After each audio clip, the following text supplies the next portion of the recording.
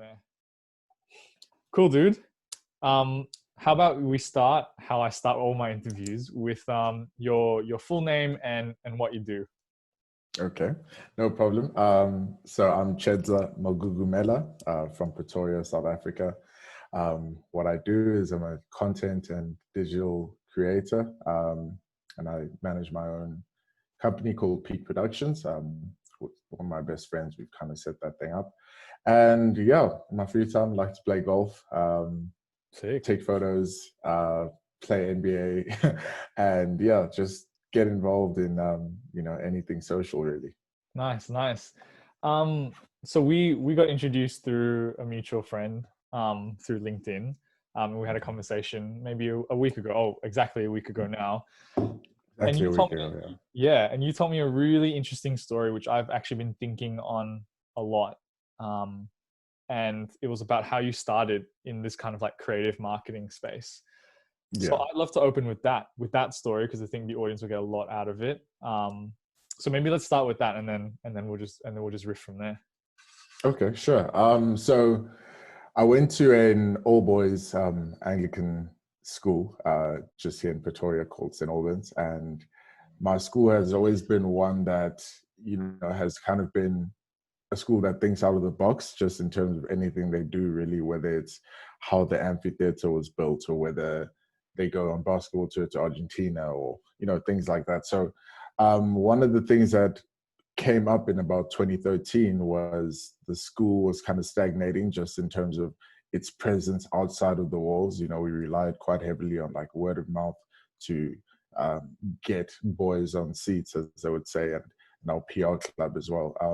And one of the main taglines for our school was it was Pretoria's best kept secret, but we didn't want it to be a secret anymore. So how do we get ourselves out there? And so at the time, 2013, one of my mentors, who was an older guy in school, I think he was in year 11, and he came to me and he's like, listen, I've got this idea. I want to call it the Grey and Blue, which is our school colors. Basically where we maximize the use of Twitter and Vine to kind of create content. So hopping on the trend of Vine being 6-minute videos, we could apply that to what happens on campus, apply that to the sports field, apply that to, the music hall, like any facet of school life. If you can put it into 6 minutes, that can be bite-sized content, which is easily shareable. And yeah, that was pretty much it. Obviously, it being an unprecedented space, there were kind of no regulations in the beginning, just in terms of how we operated as a club and what we could do. The onus and the whole backing of it really was that it's going to be for the boys and by the boys. So literally just putting a teacher's name on paper to say, here's our club coordinator. Should anything go wrong, this is who you can, kind of come down to. But even the coordinator being like, I'm just here to make sure you guys don't, do anything crazy, but go ahead, you have full free reign. And yeah, that was the initial space that we tapped into, kind of figuring out how to get boys onto social media to interact with what we're doing.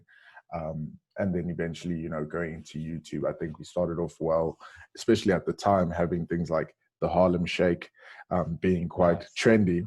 Yeah. We did a couple Harlem Shake videos, hopped in a couple other few trends.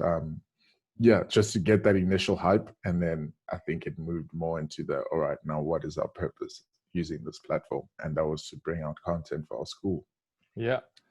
And I love that because I think it's one of those things where innovation kind of takes place and can occur in kind of, unpredictable ways. And for a school to just go to its students, hey, take control of the arm that talks about the school, that promotes the school, and do it in your own way, I think is a very, exactly. Like you said, a very forward thinking and innovative way to kind of create content for marketing purposes. Talk me through when your mentor ended up leaving school and you kind of like step forward to fill that role as the person that was now going to be in charge of that content creation and the conversation and the story around the school. Talk us through that, to that moment. How old were you? What were you hoping to achieve, but also how you were feeling, now with your mentor gone and you were now the kind of figurehead. Yeah, so it was actually a very interesting space because for now, from February 2013 up until, around about, let's say, November 2014, he had kind of been the front facing guy, at the forefront, came with all the ideas, came with all the innovation, to where we eventually jumped onto like Instagram, and we used Tumblr, and our YouTube page was going up. So all these ideas kept coming in and we were executing quite well. And now it's like, there's that fear from, first of all, the heads of the school, in terms of like the headmaster and the executive, and thinking like, well, he's such a brilliant mind, and if he leaves, he's obviously not going to be involved. So is this something we should still carry on? Or if we do, are we sure that the next guy to take over can bring the same energy and also the same focus? So for me, it was always a case of, I felt like a number two in that sense, because I always trying to learn from him. And eventually, by the time it got to him finishing year 12, I'm getting to the end of year 10, going to year 11. So it was like, all right, I'm in the space now where leadership is coming into question just for the next year, going for school captain in a year's time, kind of thing. Yeah. So this was an opportunity for me to, flex my guns in a way that allows me to be most creative and most comfortable as well. I'm not exactly putting myself in and out of my comfort zone. I'm just maximizing the comfort zone. So I quite enjoyed that aspect. And then, the takeover pretty much happened in 2015, where I was fully running the show now. And like I said, by that point, we had jumped onto new platforms. And the whole thing was that anything we wanted to do in terms of, let's say, buying software for editing or, buying equipment, kind of had to come out of the boys' pockets. Just because of the nature of the club, it being for the boys by the boys, it was like, well, the only thing you get from the school is you get to use the name, essentially, which was also interesting. For other clubs that were running the school, they were taken a lot more seriously, given a budget. They were given recognition in terms of what they would have brought to the school. So if you had the public speaking club and a public speaker went and competed at a national level, they would get the recognition. Whereas for us, because we're unprecedented, it's like, well, there's no avenue for you to fit in here because of what you're bringing. Like the whole creative space wasn't something that was looked at as this should be part of our school culture and what we entice boys to jump into. So yeah, but I liked having that chip on the shoulder, essentially, kind of navigating through how can I create content to my best ability. It was crazy just looking back at what I would use. So for instance, using iMovie and feeling like I could produce the next Spielberg hit,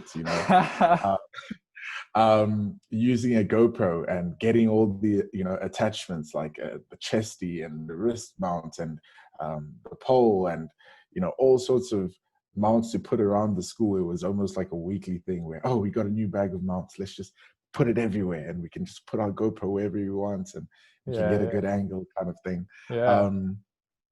So that was always crazy. And I guess like, because we were almost like a secret society, people kind of took us a bit more seriously and they were excited for the kind of things we were doing, especially when it got to like derby days with, our rival schools. It was a chance for us to kind of pump up our chests a little bit. And I wasn't afraid at all to kind of fuel that fire and things like that, especially in South African school culture. They're very exciting when it comes to rugby. If you know that the school from the next province is coming to play you and you trump them the last couple of years, you make them feel that before they hop on the bus. And that kind of content would just resonate through the school, because then on a Friday, by the time it's time to get ready for the Saturday fixture, we're all pumped up because we've been sharing on social media, we've been tagging our friends, we've been commenting and liking and all sorts. So I found that quite interesting. And then seeing how best to maximize it, in terms of what other content can we bring. For sure. Yeah, that was the interesting space. And do you reckon it would have worked as well if the person in charge of it wasn't a student? I don't think so, because and I see that, now, because it's kind of become a lot more, I want to say corporatized, like in a sense. Yep. So back in the day, it was like, well, for us, we had the PR department, which was just boys, when parents would come or or any kind of PR events that would happen for the school, we would be the boys to show people around, or we would go and deliver expos at other schools. And then we had our school website. So that's obviously just plain and simple, to the word what the school is about. But this whole thing, the fact that it came from the boys, it's almost like for any prospective parent or boy to come to the school, this would give them the perfect insight into what the school is about. And it just added a different dynamic. So for it naturally being for the boys and by the boys, it's exactly what we all wanted to see of each other. And I think that's what made it as best as it could be. Whereas now it's kind of like, well, we need to make sure we're putting out content for the sake of putting out content. And we need to make sure we're putting out X, Y, and Z type of content because we need X, Y, and Z people to look. Whereas beforehand, there was no, it could be anything that you want to put out. And that's how we did it. Whereas, now it's kind of built its own brand, but the current guys don't know how to handle it being a brand now. They still see it as just a platform, which is something we're working on. They contacted me about 2 weeks ago and asked me to kind of be on an advisory board for them. To kind They're of bringing chat the about boss back. Yeah, they're bringing me back, and I was like, it's okay. I wouldn't want to see this thing fail, but now it's taken on its own life. It's definitely become a lot more professional, especially from the guys who, after me, have taken the helm. They've brought their own higher standard, and that needs to, now that you keep building the higher standard, you can't go below that. So it's going to be exciting for them, though. I think they're in the space where they're lucky that we had to kind of crawl so that they could walk now. In terms of, we can organize you, a Mac if you want. We can organize you Premiere Pro for 2 years. We can organize you upskilling workshops, things like that. Whereas before, it was like, well, sink or swim. We don't know what to give you, so you must decide what you're going to give yourself. And I love that, because I think I'm a massive advocate for working within your means and working with what you have. I don't necessarily think having the best equipment in the world makes you the best storyteller, and I'm sure you would agree. Exactly. In the same way. What lessons do you reckon you would have learned as a result of that? When you get given this responsibility of, hey, here's a platform, it's pretty big, like no one in the space is doing it like we're doing it. The caveat is you get no money from us. Anything you want to do, come out of your own pockets. What lessons did you learn as a result of that? Because when I think about that, my equivalent of that is, I never learned how to write. Like I get DMs sometimes from people who are like, did you take a course, or who'd you learn from? Can we get their number? Stuff like that. And it's just like, and for me, it's just like, I thought that I had important things to say. I didn't necessarily think that everyone else had to hear it, but for me to get it off my chest was something that was vitally important. In the same way, I guess, for you guys, that would have been a massive driving force as well, which is like, hey, we're proud to be at the school. We know there are stories apart from the sheer academics that exist within the system. Oh, for sure. For you, I guess, what were some learnings as a result of that when they go, look, you don't get any money from us, but you get to do anything you want creatively? Yeah. For me, it was kind of like, well, having not had, having felt like I didn't have a single creative bone in my body, I didn't take up an instrument. I wasn't in art or anything like that. So for me, it was kind of like, well, how best can you learn and cement yourself, in the history of the school? Because I'm coming in as a, second generation student, having had a cousin who, was a head of house about, at this point, nearly 8 years before me. So I'm wondering about, how can I separate myself from my family members who've been here before, my fellow classmates and the guys who are above me in grade. And so having that platform and exactly getting absolutely zero handouts, like we would look at each other and be like, how are we going to pull this off when we're getting absolutely zero? And we also have absolutely zero to bring. If I go and ask my mom for $50 because I need it for the gray and blue, she'll laugh at me. She'll wonder what I'm doing on social media, So for me, it was kind of just having that chip on the shoulder and wanting to maximize it as much as you can so that the end result can be as best as it can be, really. And especially going into our school's 50th year in 2013, it was quite important for us to lay that foundation, very, very solidly, so that the next 50 years can build on from it, you know, because we don't know where it was going to go, but we just knew that we started it. So Yeah. I quite enjoyed that. And then obviously, like I said, that's what sparked my love for getting into the marketing space, getting into the advertising branding space, and seeing where that goes. I mean, eventually in 2014, so the very next year after starting, we did a competition called the Vega Vibe Challenge. So Vega is like a brand, a school of branding. Yep. That's it's kind of got like a nationwide college. So campuses all over the country. And so they would invite schools from all over the country in the different provinces to now compete in this brand challenge where, for instance, our year, BlackBerry comes through and they say, hey, we want to reintegrate into the youth market with the new BlackBerry, but obviously iPhone and Samsung are taking up market share. How can you, as the youth, help us to advertise to you guys, right? Yeah. So create your own ad campaign and Yeah. sell it to us. We can sell it back to you. And we ended up winning Nice. nationally, and BlackBerry even used our campaign, which is hopping on the trend of the selfie. Now the selfie was gaining traction, so it was a whole thing called Redefine Yourself E, and that was our campaign, and they used that. And so for me, that having that platform initially led Vega to see what we do and then say, hey, can you at the Grand Blue team come through and do this challenge? And then from there, having won, they were like, you guys killed it with your energy, never mind the campaign, just your vibe around the whole competition. Yeah. Tshedza, would you like to now be an ambassador for Vega going forward? You know, to the point where when I came home last year, now I got to go there for free because my work that I had done, you know, just doing a short course. So yeah, I think it honestly opens doors, you know, as little as it was. And like I always say, looking back on the content I was making, I mean, if I had to look at it now and judge it in a professional sense, I'd be like, this is shocking. But if I look at that young innovation and kind of just the hunger, I mean, sitting there on my iPad with, you know, my stylus going over, you know, PNGs weren't really a thing back then. Like, I don't think any of us knew what a PNG was. So going over the school logo and erasing the background and getting out the fine details to be able to now make these posters for match day or something, you know, stuff like that. I think like that's kind of what builds into the fabric of everything. And so having had nothing and now coming out with everything for these younger guys, yeah, I think it's perfect. Also for the kind of students that they are, you know, they're very like in a new generation of parents, maybe they're like the flashier things in life. So I quite like that I had nothing, because then it allows me to be like, here you go, have everything. But I'm expecting a higher standard than what I would have expected of myself. For sure.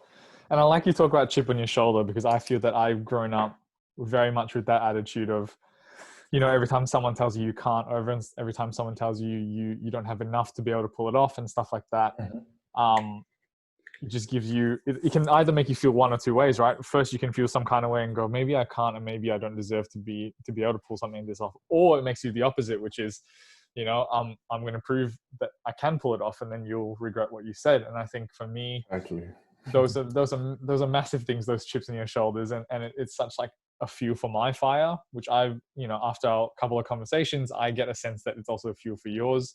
I remember when I started working, someone was like, who would have thought we'd seen an Asian writer in here? As if like, one, that was such a casual comment, and two, it was like, well, who said that I couldn't be the first? You know, like it doesn't matter that way. What was the response from, not necessarily your peers, but kind of the people, like you said before, in, you know, that were above, that sit on that kind of executive level? What was their response to the work that you guys were doing? Because I know that even though education systems and organizations say they're innovative and flexible and forward thinking, not everyone that sits on that level necessarily aligns with those values. So what were the responses to the work that you guys were doing, and how did you navigate them? Well, in the beginning, it was kind of like no one really knew what to say. You know, they were kind of just waiting to see us fail in a sense. And I think maybe in the beginning, that's why they gave us so much free reign, because they were kind of looking at it like, well, if we tell them they can do anything, there's a higher likelihood of them messing something up. And we went many, many months without a single incident, you know. If anything, there might have been a time where somebody would have tweeted something thinking they were on their personal account, but it was actually the school's account, which, because we're all connected, get that notification. Okay, cool. Quickly shut it down, like, or delete the tweet. No problem. So I guess we're just waiting for us to fail. But then in the end, seeing, very quickly how much of a free return on investment it gave them, because eventually that became an avenue for sponsors to get in touch with us. They want to sponsor the rugby team. We're the first point of contact before they even get to the school, just because they're interacting with our content. And, for a lot of boys as well, it became a leaping board for them to go and pursue other things. So being, if I go and highlight the rugby captain, now his videos and his content from our side gets pushed to the national rugby team or the local rugby clubs, and so that allows him to get the contract easier than if somebody had to come and watch him play. So I think in the beginning there wasn't really too much skepticism, apart from just waiting for us to fail, because no one knew what to expect really. So if they didn't know what to expect, and also like you said, like, schools want to be and say they're creative, but they don't actively push. It's like creative in their own criteria, really. And so something like this was like, well, we'd much rather have you guys being part of the music department or doing drama or taking up art if you want to be creative, like social media. Because a lot of guys used to say like, oh dude, anyone can go tweet, like your job isn't that hard, kind of thing. Whereas it was actually so crazy having to have the finger on the pulse of everything in the school. I needed to know the under 14C hockey game score as badly as I needed to know the first team rugby game score. So that it was like, people didn't really see how effective it could have been, or how effective it was rather, until much later. So I think the executive was the same as well. They didn't see the true power until it was nicely hitting their bottom line, and that's when they maybe would have opened their eyes a bit more, which is crazy. And that's crazy, because that was free for them. I know. And that's something that I'm sure that you'd experience today. I mean, I experience it all the time when people go, that looks easy. Like, when you talk about working in the creative field, or you work in storytelling or marketing, like, they're just like, that shit looks easy. Isn't it just social media? Isn't it just like, coming up with a story and writing it and stuff like that? I had someone say to me one time, oh, maybe I'll just be a writer instead, because that shit looks easy. And I'm just like, and it just baffles me, because like, there are certain things where you look at and you go, yeah, definitely that shit is hard, right? Like doctor, lawyer, like those things look hard, because those skills are so evidently specific. Like, to be a surgeon, you need to know every single part of the body, know how to use like, there are some jobs that when you look at it and you go, yeah, that is really sophisticated, complex. But when it comes to creative, like, it's so hard, I guess, to get that respect, because it doesn't look like any other complex job, first of all, but also, and because it's not as serious as like being a doctor, like it's not as stern and so uptight, so free flowing. And my fiance studies medicine. I tell her she's going to have a more real job than I ever will, but at the same time, I also think it's this democracy of information that makes it so easy for people to go, cool, like, I could learn it at any time. That, if only I logged onto the internet and learned how to be a writer, learn how to be a videographer, learn how to be a graphic designer. But why I think what we're talking about is super important is that I talk to young creatives all the time. When I worked at the university as a head of content, I had a team of about 7. There's a fundamental difference learning in the traditional sense, which is you learn from a book, or you go online, you read a bunch of articles about how to do something. In contrast to actually doing something, which is your experience, which is when you turned 16, 17, 18, you were in charge of the marketing and storytelling of a school. When I was 16, I was just kicking a soccer ball, doing jack all. Do you get what I'm saying?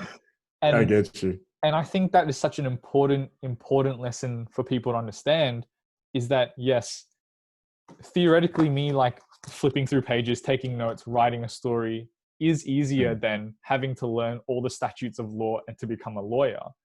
I wouldn't want to do that. That sounds fucking hard. That sounds it's mad. I would never. But in the same sense, is you could read all my notes, but if you don't have the experience, you wouldn't be able to say the story, tell the story in the way that you would And for Exactly. me, talking to you, that's the biggest benefit of your story that I want people to understand, is that since 16 you've been doing it. I've been doing this since I was 18. You can't fake that. You can't make that up. Yeah, not at all. No You amount of can't. books, no amount of like, whatever it is, like 4 years at uni studying a commerce degree doesn't equate to, hey, the 3 years that you were in charge of your school's like marketing, learning how to use Vine, learning how to use Twitter. How do you hack that? How do you tell that story better? Yeah. How much do you reckon that experience, looking back at it, has formulated your behavior and your actions in business today? Yeah, I think it's, laid the foundation quick fast because, first of all, having the responsibility of, especially in South Africa, carrying your school's name. Now you're carrying it on something so dynamic as social media. You have the responsibility of still upholding the values that your school preaches about. And so making sure that the content we put out is wholesome, it's friendly for everyone to interact with, and also innovative.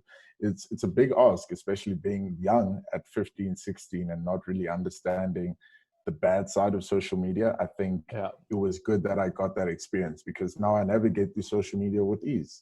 I never stress about, oh, even something as simple as, oh, but I haven't posted a picture in 5 days. Like, I'm getting worried. I don't stress about that Yeah. anymore, Yeah. because Yeah. now Yeah.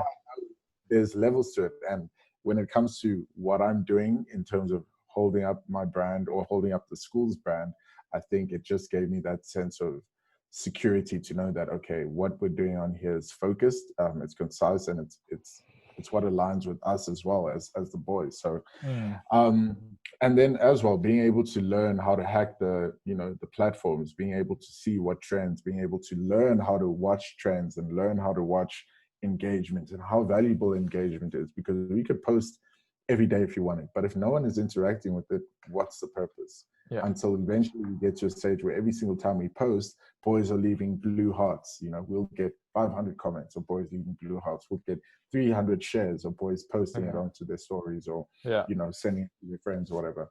So I think, having had that experience has done, especially because I went on to now go and study digital marketing, I would walk into class and feel like, look, at the end of the day, I'm just coming to get the background knowledge to back up what I already feel that I know, or just supplement it rather.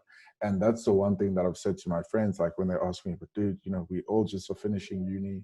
You've already been working for 3 years. Like, how did you do it? Or why did you do it? I'm like, well, the benefit for me was that I could go to class on Monday, then go to the office on Tuesday and put what I learned in class on Monday into practice on Tuesday. For sure. So I take the same now with being in the content creation space. It's like, I could go and learn something today and apply it tomorrow.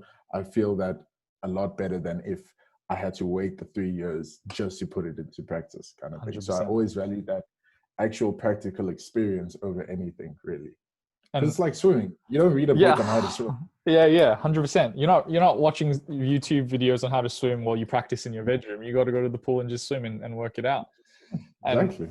And I think that's such a valuable thing. I meet so many young creatives that are kind of like, I know all this stuff, then do something with it. I like that that you learn something on Monday, you put it into practice the next day. That kind of attitude and that kind of thing is what separates, I think, good creatives from bad creatives. And I'm not saying that bad as in like you're terrible, you never make it, but I think it's an attitude thing where it's learning. I think that's a big thing that you said, like making sure that, hey, you have to be on the pulse with stuff like, and stuff that you care about. I think that's super important as well, but be on the pulse and know, hey, this is what's going on. But then the second part to that is then be consistent. Don't just be like, oh, today I feel like writing something, or today I feel like, designing something. It has to be, even when the days are hard, that's what is the measure of like how much you really care about something, is when the hard days, do you still write something or create something or design something from scratch? And I think that's fundamental. And this is my last question for you before we wrap up. You mentioned legacy before, which I love that word, and I love the meaning behind that. And you talked about, you had a cousin that went to the school 8 years before you did. Yeah. And you wanted to leave a sense of legacy past that. Do you think you achieved that at the school because having listened to this story come full circle, I think you have. The fact that they asked you to come back and sit on an advisory board to help them with their marketing, I think suggests a sense of legacy there. And moving forward, so the two parts, and moving forward, what kind of legacy would you like to leave outside of that?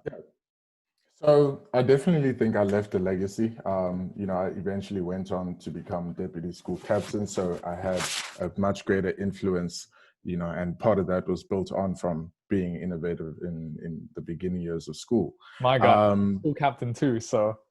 Hey, look at us, you know, change makers. Just two captains chatting. chatting. So yeah, awesome. I definitely left my imprint there, you know, and I think it was more so on the hearts of the boys rather than on the walls of the school. Like, I'm not on any of the honors boards or anything like that, but if you go around, you know, people will know me, kind of thing.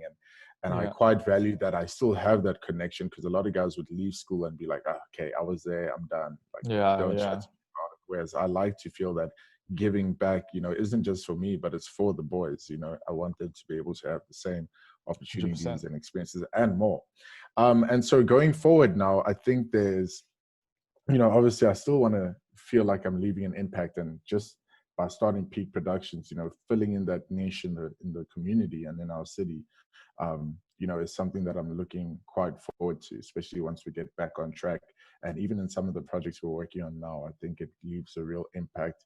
I'm not even concerned if it's on 200 people or 2,000 people or 2 million people, you know. I just want to feel like if there was a time where I walk away from everything, that it still resonates with people as something that I did. But yeah, also being able to, like I said, my main thing is I've had mentors who've laid the road for me in a crazy way. If I really wanted to, I could try and apply and go work at Google, because my mentors work at Google, you know?